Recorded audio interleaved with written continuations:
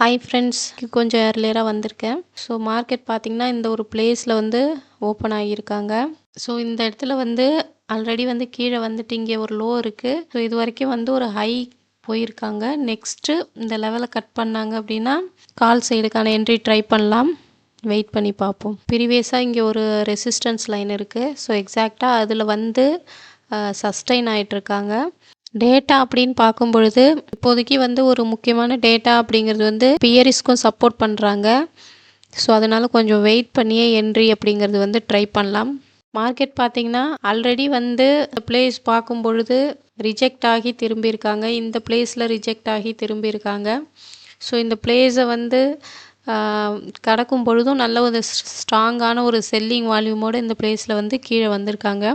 So அதனால் இந்த place வந்து ஒரு முக்கியமான ஒரு ரெசிஸ்டன்ஸாக ஆக்ட் ஆகும். ஸோ நம்ம பொறுமையாகவே வெயிட் பண்ணலாம். கால் சைடுக்கான என்ட்ரிங்கிறது ஸோ இந்த ஹையை கட் பண்ணும்பொழுது தான் எடுக்க போகிறோம்.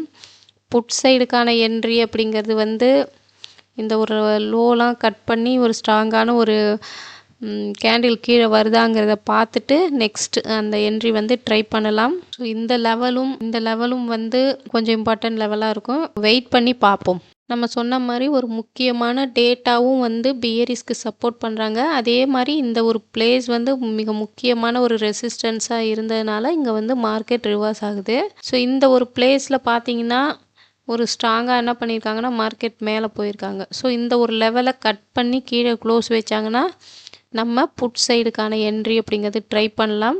ஸோ அப்படி இல்லைன்னா கொஞ்சம் நேரம் வெயிட் பண்ணுவோம் கால் சைடு என்ட்ரி எடுக்க. ஸோ இந்த இடத்துல வந்து மார்க்கெட் வந்து ஆல்ரெடி வந்து ஒரு ஸ்ட்ராங்கான இங்கேருந்து தான் திரும்பி போயிருக்காங்க. ஸோ இங்கே வந்து வெயிட் பண்ணுறாங்க. ஸோ பார்ப்போம். இந்த இடத்துல வந்து கொஞ்சம் கீழே பிரேக் பண்ணி கீழே வச்சுட்டாங்க அப்படின்னா நம்ம என்ட்ரிங்கிறது ட்ரை பண்ணலாம். நெக்ஸ்ட் கேண்டில் எப்படி ஓப்பன் ஆகுதுங்கிறத பார்க்கலாம். என்னுடைய ட்ரேட் பார்த்தீங்கன்னா இந்த கேண்டிலில் ரன் ஆகிட்டுருக்கு. நான் இந்த கேண்டில் ஸ்டார்டிங்கில் போடல, கொஞ்சம் வெட்ட வந்து தான் போட்டிருக்கேன். எனக்கு வந்து இன்னுமே வந்து 10 பாயிண்ட்ஸ் அப்படிங்கிறது ரீச் ஆகலை. ஸோ நான் வெயிட் பண்ணிகிட்ருக்கேன்.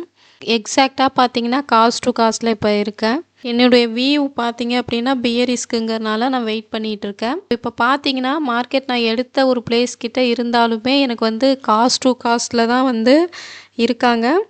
ஸோ வந்து லாஸ்லாம் வந்து இல்லை. ஸோ அப்போ ப்ரீமியம் மொமெண்டம் புட் சைடு நல்லா இருக்கிறதுனால நான் கொஞ்சம் வெயிட் பண்ணி பார்க்கலான்ட்டு இருக்கேன். ஸோ வெயிட் பண்ணி பார்ப்போம்.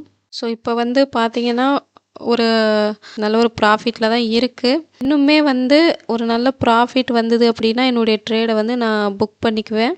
ஓகே ஃப்ரெண்ட்ஸ், இப்போ சூப்பரான ப்ராஃபிட்டில் தான் இருக்கேன். ஒரு நல்ல ஒரு ப்ராஃபிட். நம்ம வந்து என்ன டார்கெட் ஃபிக்ஸ் பண்ணியிருக்கோமோ அந்த ஒரு லெவலில் மார்க்கெட் ரீச் ஆகிட்டாங்கன்னா அதுக்கப்புறம் எவ்வளோ மார்க்கெட் போனாலும் அதை பற்றி என்ன பண்ணிக்க கூடாதுன்னா ஒரி பண்ணிக்க கூடாது.